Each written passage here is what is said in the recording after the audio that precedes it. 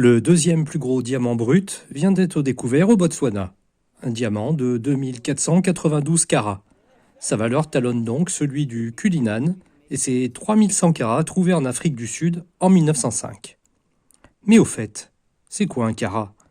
Et c'est quoi la différence avec le carat de l'or? Un petit générique et je vous explique tout ça.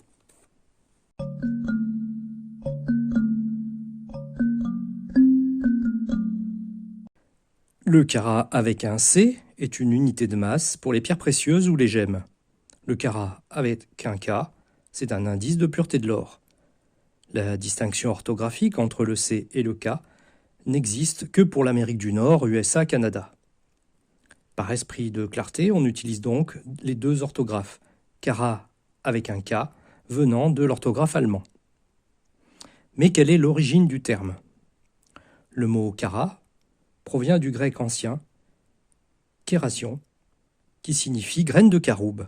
Les graines de caroube ont en effet la particularité d'avoir toujours le même poids, enfin plutôt la même masse.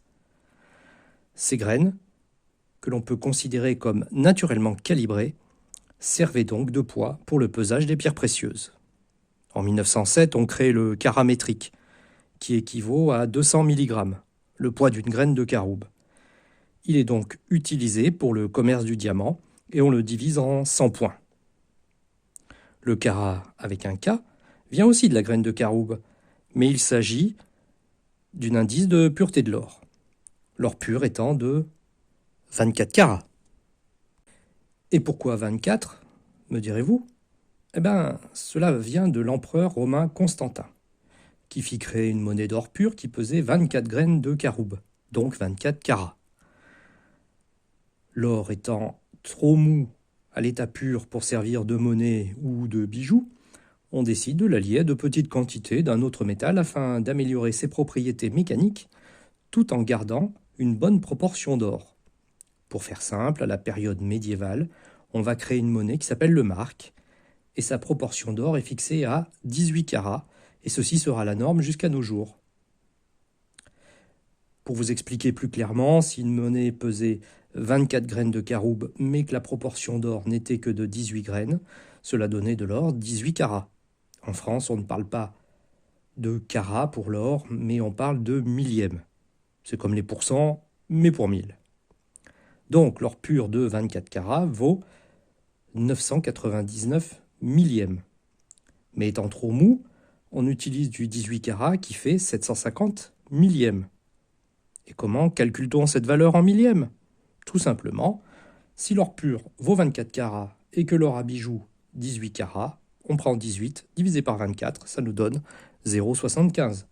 Et 0,75, ça fait bien 750 millièmes. Et les autres valeurs d'or? Il existe bien de l'or 14 carats, soit 585 millièmes, utilisé pour la fabrication de bijoux moins chers tout en gardant de bonnes proportions d'or. Le 14 carats est beaucoup utilisé à l'étranger. Mais voilà, il existe aussi de l'or 9 carats, soit 375 millièmes. Et là, nous sommes dans de très mauvaises qualités qui n'ont pas les proportions souhaitées puisque l'alliage s'oxyde. Les vendeurs peu scrupuleux utilisent donc le terme 9 carats, car peu parlant, alors qu'exprimé en millièmes, on comprend tout de suite que l'on a moins de 38% d'or. Donc, soyez vigilants.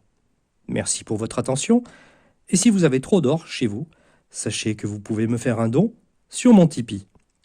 Vous pouvez également me faire un don si vous voulez soutenir la chaîne.